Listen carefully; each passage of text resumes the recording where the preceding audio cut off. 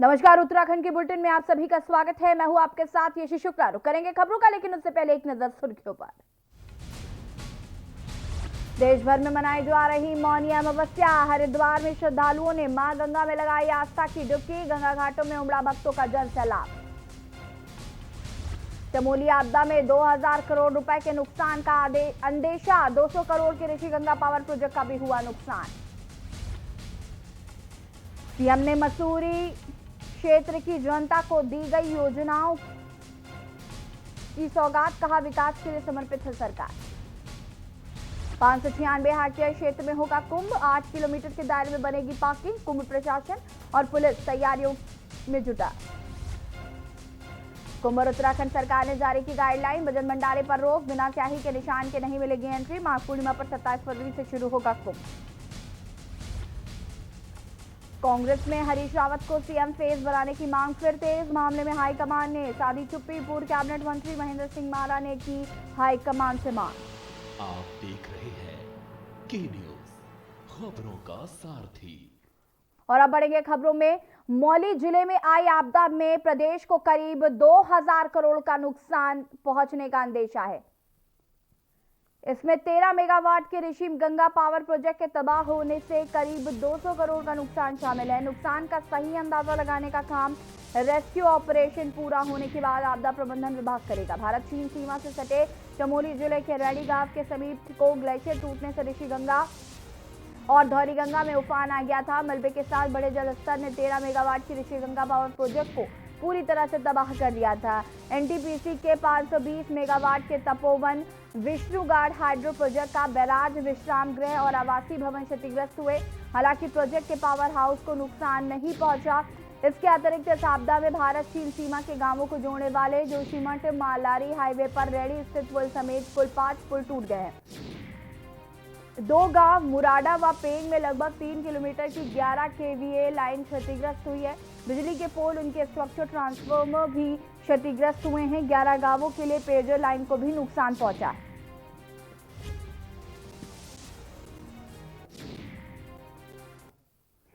मुख्यमंत्री त्रिवेंद्र सिंह रावत ने मंगलवार को मसूरी विधानसभा क्षेत्र की जनता को कई करोड़ की विकास योजनाओं की सौगात दी है। 2 करोड़ 37 लाख लागत के बेड़पुल पुल का लोकार्पण करने के साथ ही कुल 31 करोड़ की योजनाओं का लोकार्पण और शिलान्यास उन्होंने किया। इससे पूर्व उन्होंने शहीद दुर्गामल की मूर्ति पर माल्यार्पण कर श्रद्धांजलि भी अर्पित की। गढ़ी कैंट स्थित शहीद दुर्गामल योगा पार्क में आयोजित कार्यक्रम में मुख्यमंत्री ने कहा कि हमारी सरकार विकास के लिए समर्पित है और राज्य के समग्र विकास के साथ ही भ्रष्टाचार मुक्त प्रशासन का हमारा प्रयास है। योजनाएं समय पर पूर्ण हो, इसके लिए शिलान्यास करते समय ही उनके लोकार्पण का भी समय निर्धारित किया जा रहा है, जिससे योजनाएं निर्धारित समय से पूर्व तैयार हो रही हैं और करोड़ों की बचत भी राज्य सरकार को हो रही है। उन्होंने कहा कि सड़कें विकास का मानक तय करती हैं। सड़कों के विकास में राज्य सरकार के प्रयासों को राष्ट्रीय स्तर पर सराहा गया है।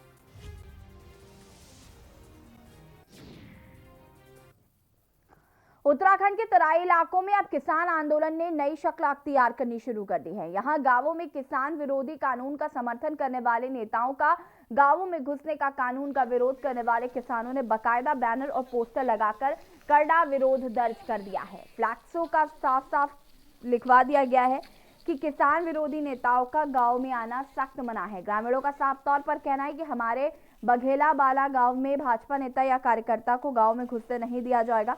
अगर पार्टी का कोई नुमाइंदा गांव में प्रवेश करता है तो उसकी जिम्मेदारी स्वयं की होगी। कृषि कानून का विरोध करने वाले नेताओं ने चेतावनी दी है, यदि केंद्र सरकार तीनों कृषि कानूनों को रद्द नहीं करती है तो आने वाले 2022 के चुनाव में भाजपा सरकार को इसका खामियाजा भुगतना पड़ेगा। भाजपा प्रदेश मंत्री का कहना है कि किसानों को कृषि कानूनों का विरोध करने के लिए भड़काया जा रहा है।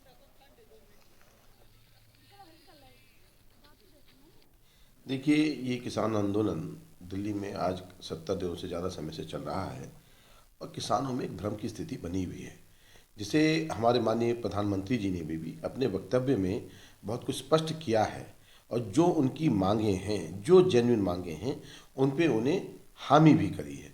और सरकार अपने किसानों को हमेशा उनके साथ है और वार्ता के लिए भी तैयार है, लेकिन उसके बावजूद कुछ संगठन अपने स्वार्थी के कारण इन किसानों को बरगला रहे हैं। मुख्यमंत्री त्रिवेंद्र सिंह रावत मोरी में आयोजित कार्यक्रम के बाद सड़क मार्ग से हनोल पहुंचे, जहां उन्होंने महासू देवता मंदिर में माथा टेका और पूजा अर्चना कर प्रदेश की खुशहाली के लिए कामना की। इस दौरान उन्होंने जोशीमठ क्षेत्र में आई आपदा में मृत लोगों की आत्मा की शांति और लापता लोगों के सकुशल मिलने की प्रार्थना की। मंदिर समिति ने मुख्यमंत्री को स्मृति चिन्ह भेंट किया। उसके उपरांत मुख्यमंत्री ने हिमाचल प्रदेश की सीमा से लगी तहसील त्यूड़ी के लिए प्रस्थान किया, जहां उन्होंने विभिन्न योजनाओं का शिलान्यास व लोकार्पण किया। इस दौरान उच्च शिक्षा सहकारिता मंत्री डॉक्टर धन सिंह रावत, विधायक मुन्ना सिंह चौहान, जनजातीय आयोग के अध्यक्ष मूर्तराम शर्मा, जिलाधिकारी देहरादून आशीष श्रीवास्तव उपस्थित रहे।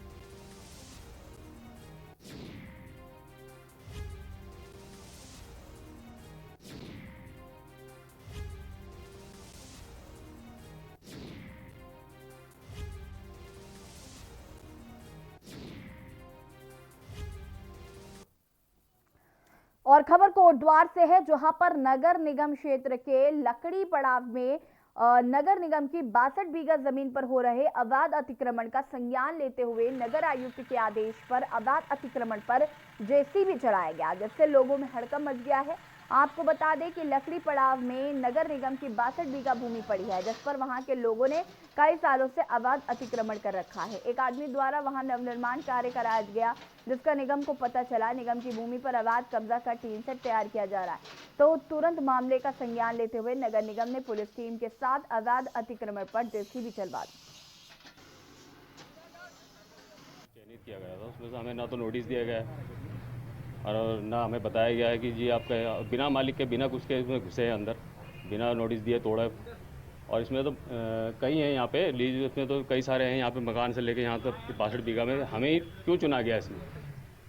निर्माण तो और भी है यहाँ पे, कई निर्माण हो रहे हैं। अंदर जाके तो देखोगे तो मकान बन रहे हैं। नगर निगम की 62.5 बीघा लैंड है। तो आज मॉर्निंग में मुझे सूचना मिली कि वहाँ पे कोई व्यक्ति उस पर अतिक्रमण करके एक टीन सेट का निर्माण कर रहा है। तो मैंने जो हमारे अतिक्रमण वाली टीम को था उनको वहाँ भेजा और उनके द्वारा वो जो अवैध अतिक्रमण किया जा रहा था उसको हटवाया गया। वो क्या है कि वो काफ़ी पुराना लोगों ने अतिक्रमण किया हुआ है और कई पीढ़ियों से वहाँ पर रह रहे हैं। उत्तराखंड की चमोली में आई आपदा में उत्तर प्रदेश के लोगों की भी जानहानि हुई है। उत्तर प्रदेश के 93 लोग आपदा में लापता थे, जिसमें से 21 लोग सुरक्षित बचा लिए गए हैं। वहीं 2 लोगों के शव बरामद हुए, जबकि 70 लोग अभी भी लापता है, जिनकी सुरक्षित घर वापसी और राहत के लिए उत्तर प्रदेश की योगी आदित्यनाथ सरकार ने हरिद्वार के भीमगोड़ा बैराज पर अपना कंट्रोल रूम बनाया है। उत्तर प्रदेश सरकार ने बचाव और राहत कार्य का जायजा लेने के लिए अपने 3 मंत्रियों को भी उत्तराखंड भेजा है। Haridwar Bhimgoda barrage control room में प्रेस वार्ता करते हुए उत्तर प्रदेश के गन्ना मंत्री सुरेश राणा ने बताया कि सीएम योगी के निर्देश पर मंत्री धर्म सिंह सैनी, विजय कश्यप यहां पर पहुंचे हुए हैं। चमोली आपदा को लेकर कल हम सीएम त्रिवेंद्र सिंह रावत से भी मिले थे।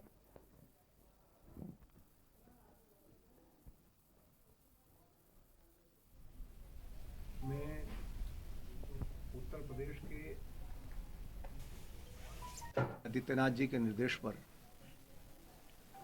3 मंत्रियों का एक समूह, हमारे आदरणीय डॉक्टर धर्म सिंह सैनी जी, माननीय मंत्री आदरणीय विजय कश्यप जी, मैं स्वयं, तीनों लोग इस जोशीमठ आपदा को लेकर के माननीय मुख्यमंत्री उत्तराखंड श्री त्रिवेंद्र सिंह रावत जी से कल मिले थे और माननीय मुख्यमंत्री योगी आदित्यनाथ जी का जो निर्देश है और जो उनकी मंशा है, इस आपदा के समय में पूरी उत्तर प्रदेश की सरकार पीड़ितों के साथ खड़ी है। जिले के जोशीमठ में आई आपदा को लेकर बचाव अभियान लगातार जारी है। आपको बता दें कि एसडीआरएफ, एनडीआरएफ, आईटीबीपी के और नेवी की टीम समेत तमाम सेना बल द्वारा फंसे हुए लोगों को निकालने की कोशिश की जा रही है। रविवार आई आपदा में कई मजदूर इस हादसे का शिकार हो गए। एक मजदूर ने किसी तरह अपनी जान बचाई और नदी के किनारे पहुंचा, जिसके बाद पीड़ित को तत्काल ही जोशीमठ के अस्पताल में भर्ती कराया गया। वहीं 2 दिन बाद पीड़ित को राजधानी देहरादून के दून अस्पताल लाया गया, जिसका हाल जाना हमारे के न्यूज इंडिया संवाददाता ने।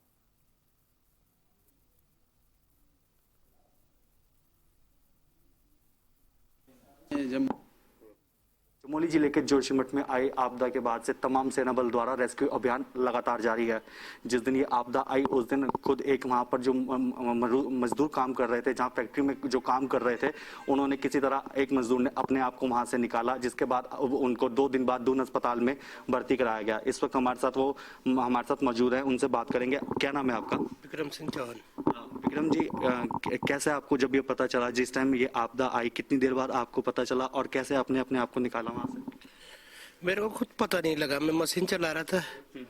मशीन चलाते चलाते गाड़ी लोड की मैंने पत्थर से। मेरे को पता नहीं गाड़ी वाला जिंदा है या नहीं है, कोई पता नहीं है मेरे को खुद पता नहीं लगा कि ये पानी कहाँ से आया।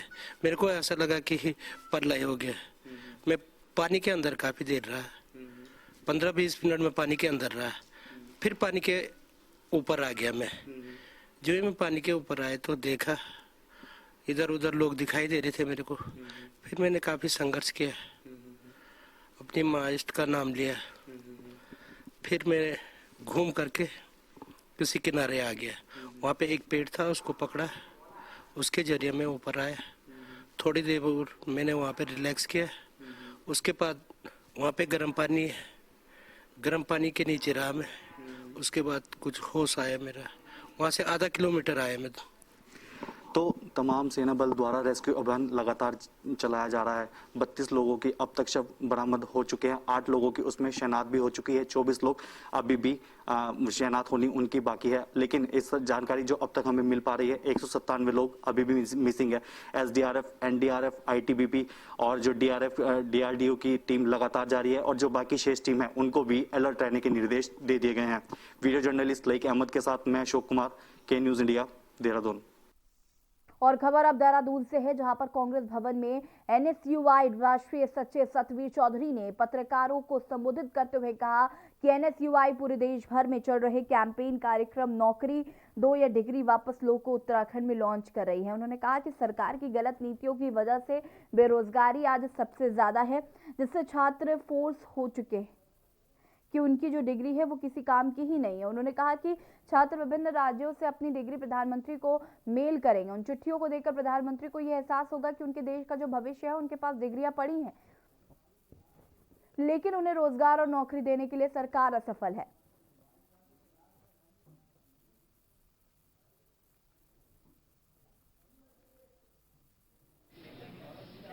कांग्रेस भवन देहरादून में NSUI की एक महत्वपूर्ण विषय के संबंध में प्रेस वार्ता आयोजित की गई थी। नौकरी दो या डिग्री वापस लो। हमारा राष्ट्रव्यापी अभियान जो है पिछले दिनों अखिल भारतीय कांग्रेस कमेटी के मुख्यालय पे हमारे राष्ट्रीय अध्यक्ष नीरज कुंदन जी के नेतृत्व में लॉन्च हुआ था। उस अभियान का मुख्य उद्देश्य ये है कि जिस तरह से देश में बेरोजगारी की दर उत्तराखंड में और पूरे देश भर में लगातार बढ़ रही है, उस पर चिंता व्यक्त करते हुए हमारे छात्र संगठन NSUI ने जागरूकता का एक परिचय देते हुए छात्रों की, नौजवानों की जो आवाज है उसको बुलंद करने का काम किया है। और हमारा मुख्य उद्देश्य कि प्रधानमंत्री जी ने जो घोषणाएं की थी कि साहब 2 करोड़ रोजगार प्रतिवर्ष देंगे, कहीं भी जो है धरातल पे वो नजर नहीं आई। उत्तराखंड की सरकार ने भी बड़ी बड़ी घोषणाएं की थी कि छात्रों को, नौजवानों को रोजगार देंगे। आप देख रहे हो आए दिन जो है छात्र नौजवान सड़कों पे आंदोलन करने के लिए आतुर हो रहे हैं और सरकार लगातार पुलिस के दम पे, पुलिस की लाठी के दम पे उनको दबाने का प्रयास कर रही है।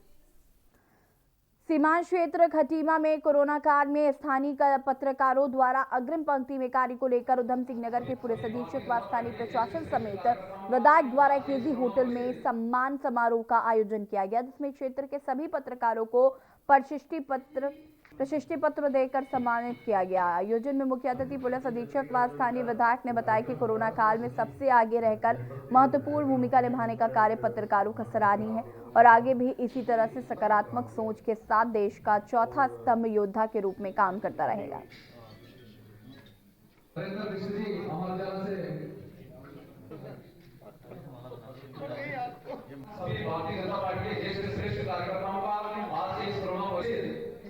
कर्मचारी हैं, सबने बहुत महत्वपूर्ण योगदान दिया था, लेकिन पत्रकारों ने भी अपने अलग अलग क्षेत्र में उन्होंने बहुत महत्वपूर्ण भूमिका अदा की थी।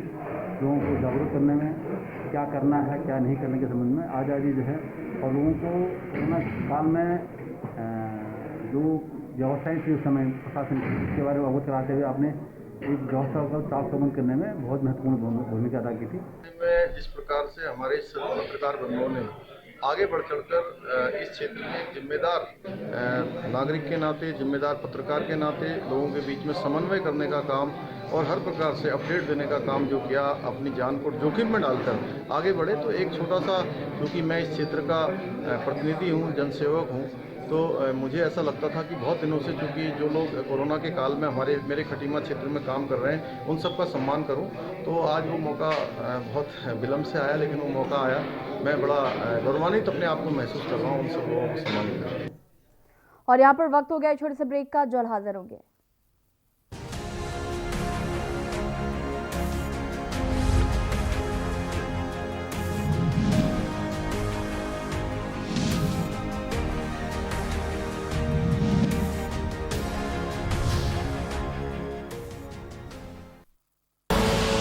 आप देख रहे हैं के न्यूज, खबरों का सारथी।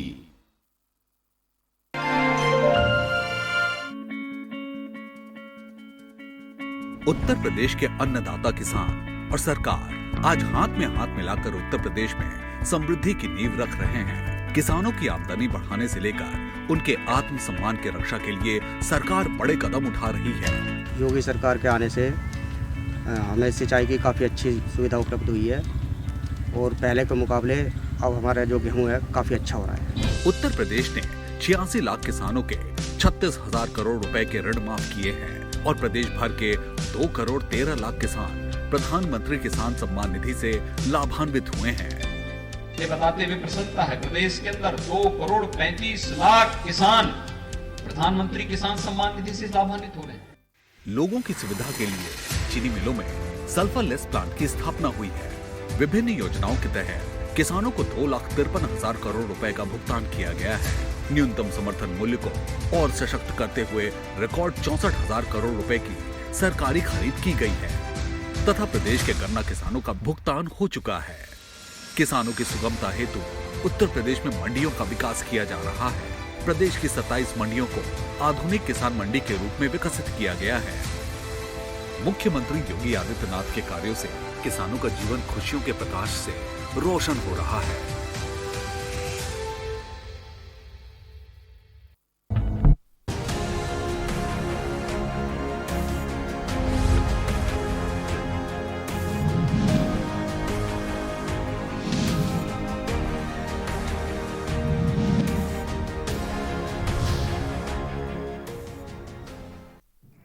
ब्रेक के बाद एक बार फिर से आप सभी का स्वागत है। खबर हरिद्वार से है, जहां पर 11 फरवरी को होने वाले मौनी अमावस्या स्नान के लिए हरिद्वार पुलिस और प्रशासन ने कमर कस ली है। कुंभ मेले के पहले इस फरवरी माह में 3 प्रमुख स्नान पर्व पड़ने हैं, जिसमें आज मौनी अमावस्या,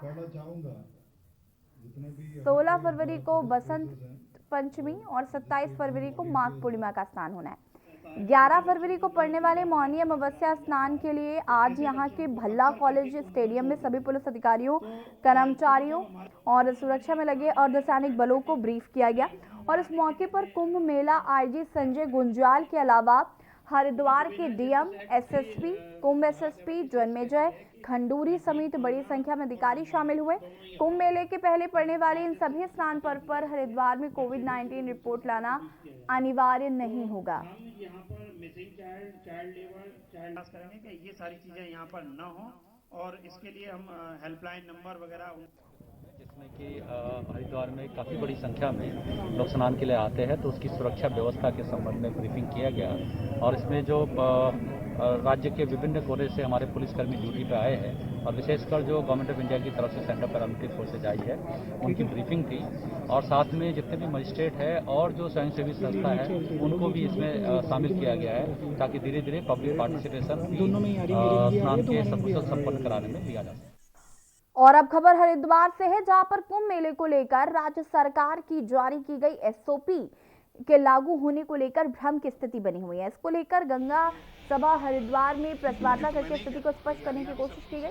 महामंत्री धर्म वशिष्ठ ने कहा कि कल होने वाली मौनी अमावस्या स्नान और 16 फरवरी को होने वाले बसंत पंचमी के स्नान के लिए आने वाले श्रद्धालुओं को किसी तरह की कोरोना नेगेटिव रिपोर्ट और रजिस्ट्रेशन की आवश्यकता नहीं है और आने वाले श्रद्धालुओं को किसी भी तरह की परेशानी नहीं होगी। साथ ही उन्होंने राज्य सरकार की जारी एसओपी को लेकर जो भ्रम की स्थिति है उसे राज्य सरकार से स्पष्ट करने का भी निवेदन किया।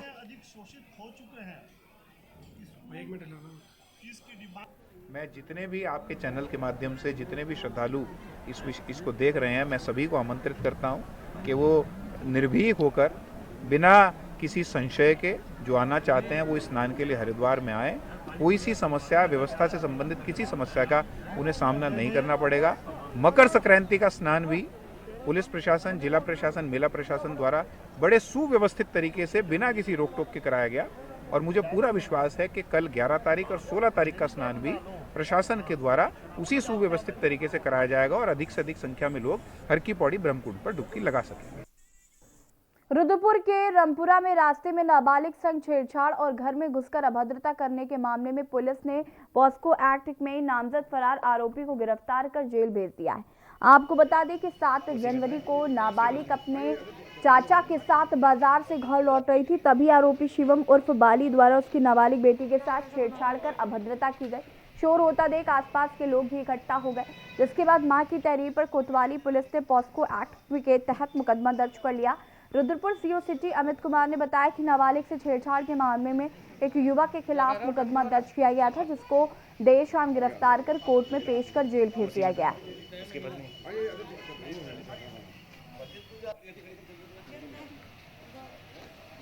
ये 31/20 रुद्रपुर कोतवाली में पंजीकृत मामला है। इसमें 10/11 पोक्सो लगी है, तो इसमें अभियुक्त को सुबह गिरफ्तार कर लिया गया है और न्यायालय में पेश किया जा रहा है। और लक्सर के खानपुर थाना क्षेत्र के शेरपुर बेला के जंगल में अचानक आग लग गई। घंटों की मशक्कत के बाद ग्रामीणों व फायर सर्विस ने आग पर काबू पाया। आपको बता दें कि लक्सर तहसील क्षेत्र के थाना खानपुर के शेरपुर बेला गांव के पास लगी आग ने देखते ही देखते विकराल रूप धारण कर लिया। वहीं काफी लंबे क्षेत्र को आग ने अपनी आगोश में ले लिया। आग को देख ग्रामीणों में हड़कंप मच गया, जिसके बाद ग्रामीणों ने इसकी सूचना पुलिस को दी। मौके पर पहुंची पुलिस ने फायर सर्विस को बुलाया और ग्रामीणों की मदद फायर सर्विस ने घंटों की मशक्कत के बाद आग पर काबू पा लिया। हालांकि आग से कोई जनहानि नहीं हुई है। एक काम करो, ये पाइप उठा के आगे डाल दो, शॉर्टकट बन जाएगा। भेज लो इधर को। उधर से हटो, उधर जाओ यार। चलो हटो हटो हटो इधर से बेटा। चमोली त्रासदी में अब तक 32 लोगों के शव बरामद किए जा चुके हैं, जबकि 174 अभी भी लापता हैं। वहीं इस आपदा का खौफनाक वीडियो सोशल मीडिया पर तेजी से वायरल हो रहा है। वीडियो में आप साफ तौर पर देख सकते हैं कि इस जल प्रलय में निर्माणाधीन डैम पर 10-12 मजदूर फंसे थे, लेकिन पानी की तेज धारा मजदूरों को बहा ले गई।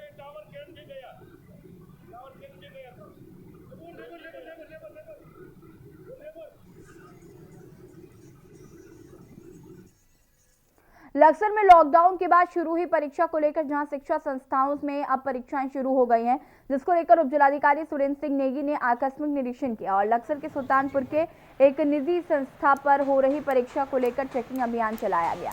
आपको बता दें कि लक्सर उपजिलाधिकारी सुरेंद्र सिंह नेगी ने लक्सर के सुल्तानपुर KST JP स्कूल में हो रही परीक्षाओं के मद्देनजर किसी प्रकार की कोई अन्याय न की जाए, उसी को लेकर निरीक्षण किया।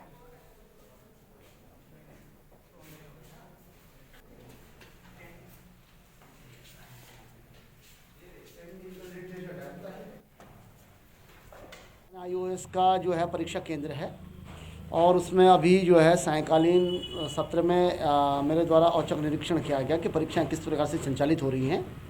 तो इस समय गृह विज्ञान और पेंटिंग 2 प्रश्न पत्र का इस समय परीक्षा चल रही है।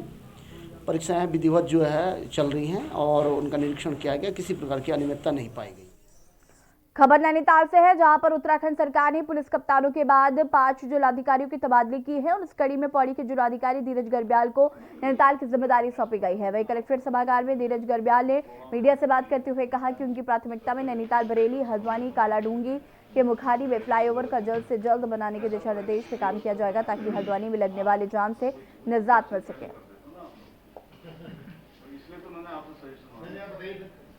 खासकर नैनीताल बरेली वाली रोड और कालाडूंगी वाली रोड, तो दो सड़कों पे काफ़ी ज़्यादा ट्रैफिक का प्रेशर है। तो इसमें फर्स्ट फेज में हम लोग प्रपोज कर रहे हैं कि जो बस स्टैंड से लेकर बरेली रोड की तरफ लगभग 1 किलोमीटर का स्ट्रेच करीब होगा, 1 से 1.5 किलोमीटर भी ज़्यादा वो स्ट्रेच हो सकता है।